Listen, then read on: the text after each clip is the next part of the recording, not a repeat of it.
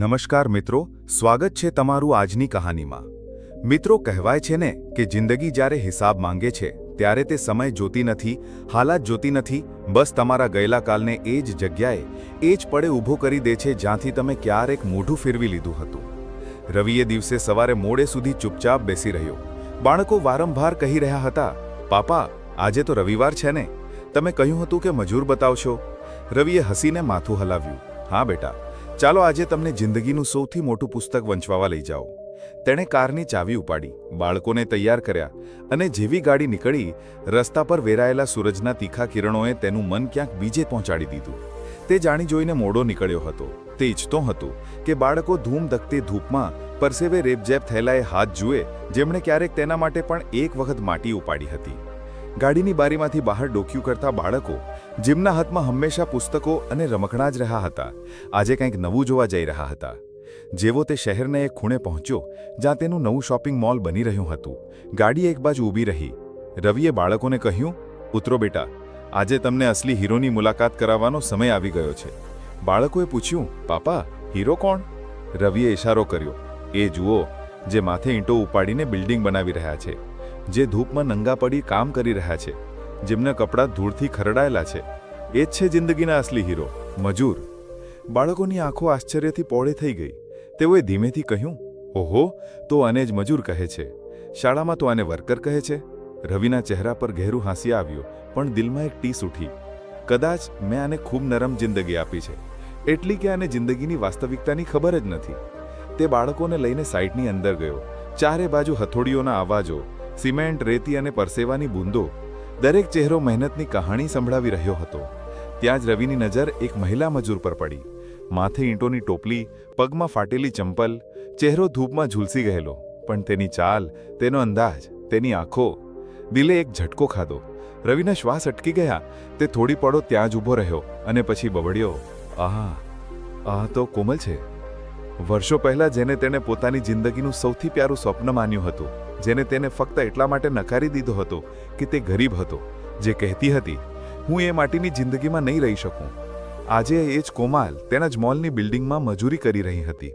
રવિએ બાળકોને કહ્યું, બેટા, તમે ગાડીમાં જઈને બેસો, પપ્પા હમણાં આવે છે। બાળકો ચાલ્યા ગયા। રવિની આંખો હવે ફક્ત એ એક ચહેરા પર સ્થિર થઈ ગઈ હતી જેણે ક્યારેક તેનું દિલ તોડ્યું હતું। તે ધીમે ધીમે કોમલ તરફ આગળ વધ્યો। કોમલે રવિને જોઈ લીધો હતો। પહેલાં તો તેની આંખો ફાટી ગઈ અને પછી જાણે તેની ભૂલ, તેનો ગયેલો ભૂતકાળ તેની આંખોમાંથી ડોકાવા લાગ્યો। તેણે તરત જ મોઢું ફેરવી લીધું અને પીઠ ફેરવીને ઊભી રહી, પણ હવે મોડું થઈ ચૂક્યું હતું। રવિ તેની પાસે પહોંચી ગયો, ધીમેથી બોલ્યો, કોમલ, તું? કોમલ ધ્રુજી ઉઠી, ટોપલી નીચે મૂકી દીધી અને થોડી પળો પછી આંસુ રોકતા ફક્ત આટલું જ કહી શકી, રવિ, મને માફ કરી દે। કેટલાક સત્ય એવા હોય છે જેને ના તો સમય ભૂંસી શકે, ના તો પછતાવો બદલી શકે। કોમલ એ પળે જાણે પથ્થર બની ગઈ હતી। તેની આંખોમાં ડર હતો, પછતાવો હતો અને એટલું તીવ્ર દર્દ કે રવિ પણ સમજી ન હતો શકતો કે જે સામે ઊભી છે, શું એ જ છે જેણે તેને ક્યારેક ગરીબ કહીને છોડી દીધો હતો? રવિ, મને માફ કરી દે, તેનો અવાજ કાંપી રહ્યો હતો। તૂટેલા શબ્દો જાણે આત્માની તિરાડોમાંથી નીકળી રહ્યા હતા। રવિ ચૂપ રહ્યો, તેણે કંઈ ના બોલ્યું, બસ તેને જોતો રહ્યો અને પછી ધીમે સવાલ કર્યો, બસ માફી, બીજું કંઈ નહીં કહે? કોમલની આંખોમાંથી હવે આંસુ વહેવા લાગ્યા। તેણે કાંપતા હાથે ચહેરા પરની ધૂળ લૂછી અને બોલી, તું જાણવા માંગે છે ને કે હું અહીં મજૂરી કેમ કરું છું? તો સાંભળ રવિ, કારણ કે મેં એ દિવસે જે વાવ્યું હતું એ જ આજે કાપી રહી છું। રવિના શ્વાસ અટકી ગયા। કોમલની આંખો નીચી હતી અને હવે તેનું દિલ બોલી રહ્યું હતું, જે દિવસે મેં તારા ઘરે પાછા ફરવાનો ઇનકાર કર્યો હતો એ દિવસે ફક્ત એક સંબંધ જ નહોતો તૂટ્યો, પણ મારા જીવનની દિશા જ ભટકી ગઈ હતી। મને લાગ્યું હતું કે હું ભણેલી ગણેલી છું, મને શહેરમાં સારું જીવન મળશે અને તારા એ માટીના આંગણામાં મારે શું કામ? મેં મનથી લગ્ન કરી લીધા રવિ, એ જ છોકરા સાથે જે કોલેજમાં મારો ક્લાસમેટ હતો, જેને હું સ્માર્ટ માનતી હતી અને જે મને મોટા મોટા સપના બતાવતો હતો। પણ જે દિવસે વિદાય થઈ એ જ દિવસે પાપાએ કહી દીધું, હવે અમારા માટે તું મરી ગઈ છે, ક્યારેય પાછી ન આવતી।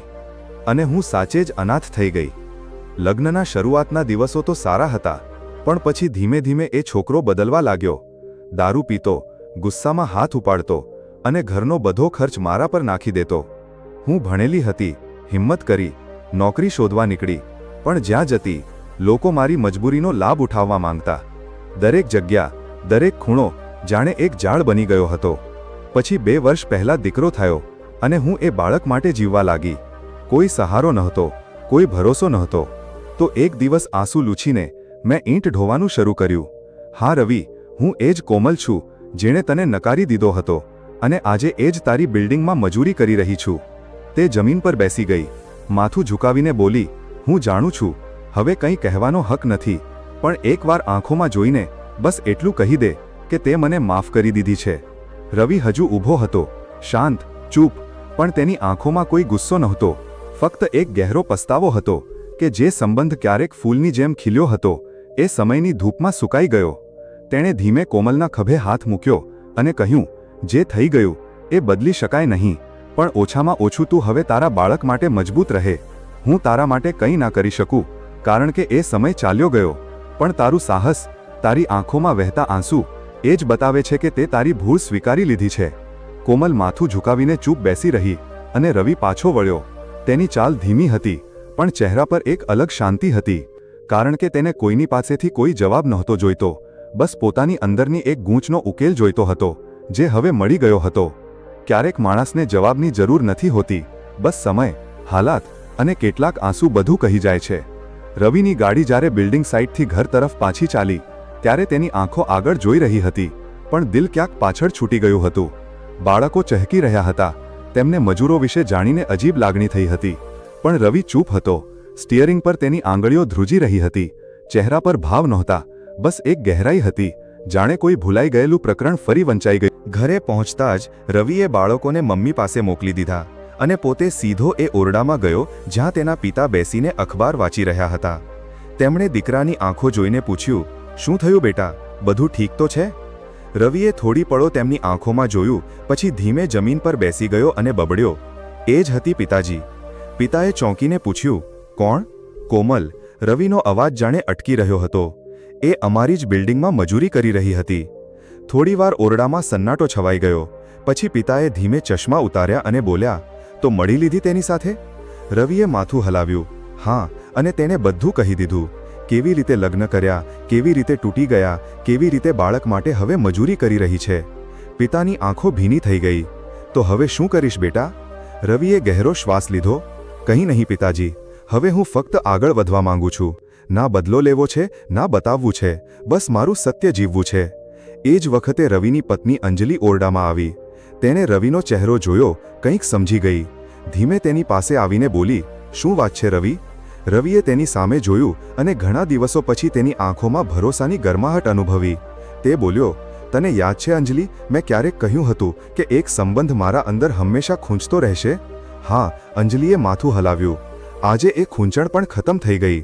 રવિએ પોતાની પત્ની અને પિતાને બધું કહી દીધું, અને જેવી તેની વાત પૂરી થઈ, અંજલિની આંખોમાં પણ આંસુ હતા. પણ એ આંસુ ઈર્ષ્યાના નહોતા, ડરના નહોતા, બલકે એ સ્ત્રી માટે હતા જેણે ભૂલો કરી પણ તેને સ્વીકારી પણ. અંજલિએ રવિનો હાથ પકડ્યો અને બોલી, જે સ્ત્રી પોતાની ભૂલ કબૂલી રહી છે અને એકલી પોતાના બાળક માટે લડી રહી છે, તેના માટે જો આપણે કંઈ ન કરી શકીએ તો ઓછામાં ઓછું આદરથી તો યાદ રાખી શકીએ. રવિ હસ્યો. તેણે જોયું કે તેનો આજ તેના કાલ કરતાં ઘણો સારો હતો. તેણે બધું ગુમાવીને મેળવ્યું હતું. એક નવી વિચારસરણી, એક નવું કુટુંબ, એક સાચું જીવન. રાત્રે જ્યારે બધા સાથે જમતા હતા, રવિએ બાળકોને કહ્યું, બેટા, આજે તમે જે જોયું એ ફક્ત મજૂરી નહોતી, એ જિંદગીનું અસલી ચિત્ર હતું. પૈસાથી બધું મળી શકે, પણ આદર, સંબંધ અને આત્મસન્માન આ ફક્ત કર્મથી મળે છે. બાળકો તેની વાતો ધ્યાનથી સાંભળી રહ્યા હતા. અંજલિએ હસીને જમણ પીરસ્યું અને પિતાજીએ આંખો બંધ કરીને ફક્ત એટલું કહ્યું, હવે લાગે છે કે મારો દીકરો સાચે જ મોટો માણસ બની ગયો છે. મિત્રો, કેટલીક મુલાકાતો ભલે નાની હોય, પણ તેની અસર આજીવન રહે છે. બીજી તરફ રવિની એ એક ઝલક, એ એક નજર કોમલના દિલમાં જાણે તોફાન બનીને ઉઠી. એ દિવસની સાંજે જ્યારે કોમલ પોતાના ભાડાના ઓરડામાં પાછી ફરી, ત્યારે તેનું મન અંદરથી તૂટી ચૂક્યું હતું. સામે તેનો નાનો દીકરો બેસીને 2 રોટલીના ટુકડા અને બેસનની શાક સાથે ખાતો હતો. તે બાળકને જોઈને હસી, પણ આંસુ છલકાઈ ગયા. મમ્મી, શું થયું? દીકરાએ પૂછ્યું. કોમલે બાળકને છાતી સાથે ચાંપી લીધું. "કંઈ નહીં બેટા, બસ આંખમાં ધૂળ ગઈ હતી." પણ સત્ય એ હતું કે આજે કોમલની આંખોમાં રવિનો ચહેરો ફરી રહ્યો હતો. એ રવિ જેને તેણે ક્યારેક માટી અને ગરીબી માનીને નકારી દીધો હતો. આજે તેને જોઈને લાગતું હતું કે અસલી દૌલત તો આત્મસન્માન અને સંઘર્ષમાં હોય છે, જે રવિના ચહેરા પર સ્પષ્ટ ઝળકતી હતી. એ જ રાતે કોમલે પહેલીવાર પોતાની જાતને સવાલ કર્યો, શું હવે હું આમ જ ઘૂંટાઈને જીવીશ? શું મારી જિંદગી મજૂરી અને આંસુઓ વચ્ચે જ પસાર થશે? પણ જવાબ ક્યાંથી ના મળ્યો. ઓરડામાં અંધારું હતું, પણ એ જ અંધારામાં કોમલે કંઈક નક્કી કરી લીધું. બીજે દિવસે તે ફરી મજૂરી પર ગઈ, પણ આ વખતે તેની ચાલમાં કંઈક અલગ હતું. એક ઠહેરાવ, એક નિર્ણય. કામ પૂરું થયા પછી તેણે એ જ ટોપલી ઉપાડી અને સીધી રવિની ઓફિસે ચાલી ગઈ, જ્યાં રવિ એકાઉન્ટ સેક્શનમાં બેસીને કામ જોઈ રહ્યો હતો. કોમલે દરવાજા પાસે ઊભી રહીને ધીમે કહ્યું, "એકવાર ફરી મળી શકું?" રવિ ચોંકી ગયો. તેણે માથું ઊંચું કરીને જોયું. એ જ ચહેરો, પણ આ વખતે ઝૂકેલો નહોતો, બલકે પોતાને સંભાળવાની કોશિશ કરતો હતો. "આવ," રવિએ ખુરશીથી ઊભા થતાં કહ્યું. કોમલ ધીમે અંદર આવી અને સામે બેસી ગઈ. થોડી પળો મૌનમાં પસાર થઈ. પછી કોમલ બોલી, "રવિ, મને કોઈ ઉપકાર નથી જોઈતો, ના કોઈ સહાનુભૂતિ. બસ જો તું મને એક નાની નોકરીની તક આપી શકે, કંઈક એવું જ્યાં હું ઈંટ ઢોવાને બદલે મારા ભણતરનો ઉપયોગ કરી શકું." રવિએ ગહેરાઈથી તેની વાત સાંભળી. કોમલની આંખોમાં કોઈ બનાવટ નહોતી, બસ એક માની સાચી આંખો હતી, જે પોતાના બાળક માટે કંઈક કરવા માંગતી હતી. થોડીવાર વિચારીને રવિ બોલ્યો, "કાલથી મારી બિલ્ડિંગ સાઇટની ઓફિસમાં એકાઉન્ટ રજિસ્ટર સંભાળ. પગાર બહુ નહીં હોય, પણ ત્યાં ધૂપમાં કામ નહીં કરવું પડે." કોમલની આંખોમાંથી આંસુ નીકળી પડ્યા. "આભાર નહીં કહું રવિ, બસ એટલું કહીશ કે આ દુનિયામાં જો કોઈ સ્ત્રી પોતાની ભૂલ સ્વીકારીને ફરી ઊભી થવા માંગે તો તેને ફક્ત એક તકની જરૂર હોય છે, અને તે મને આપી દીધી." રવિએ કહ્યું, "આ તક મેં નથી આપી, તારી મહેનતે જ માંગી છે." એ દિવસથી કોમલે મજૂરી છોડી દીધી અને ઓફિસમાં કામ કરવા લાગી. તે થોડી નબળી હતી, પણ તેની કલમ તેજ હતી. ધીમે ધીમે ઓફિસનો સ્ટાફ પણ તેનું સન્માન કરવા લાગ્યો. રવિએ ક્યારેય પાછું વળીને ના જોયું, અને કોમલે પણ આગળ વધતા શીખી લીધું. બંનેના રસ્તા અલગ હતા, પણ એક સન્માન, એક આદર, એક શાંત સંબંધ હવે તેમની વચ્ચે જીવંત હતો, જેનું નામ કદાચ કોઈ નહોતું જાણતું, પણ તેની ગરિમા, તેની શાંતિ તેમના દિલમાં હંમેશ માટે બસી ગઈ. ક્યારેક જિંદગી આપણને એ જ જગ્યાએ લઈ આવે છે જ્યાં ના તો કોઈ સવાલ હોય, ના કોઈ જવાબ, બસ એક શાંતિ હોય છે જે બધું કહી જાય છે. હવે કોમલ મજૂરની જેમ ઈંટો નહોતી ઉપાડતી, બલકે કંપનીની નાની ઓફિસમાં બેસીને રજિસ્ટર સંભાળતી હતી. પગાર ઓછો હતો, પણ આદર હતો. દીકરાની સ્કૂલની ફી, ઘરનું ભાડું, બધું હવે ધીમે ધીમે ચાલવા લાગ્યું હતું. રવિ ક્યારેય તેની સાથે ફરી વાત નહોતો કરતો, પણ જ્યારે સાઇટ પર આવતો એક હળવી નજર પડી જતી, અને બંને વચ્ચે બસ એક માથું હલાવવાનું હળવું, આદરભર્યું હાસ્ય આવી જતું. સમય પસાર થઈ રહ્યો હતો. રવિના બાળકો મોટા થઈ રહ્યા હતા. તેની પત્ની અંજલિ હવે પોતે પણ બિઝનેસ સંભાળવામાં તેની સાથી બની ગઈ હતી. ઘરમાં સુખ હતું, શાંતિ હતી, અને એ આત્મસંતોષ જે કોઈને નીચું બતાવ્યા વિના પણ મેળવી શકાય છે. અને બીજી તરફ કોમલ હવે પહેલા જેવી નહોતી.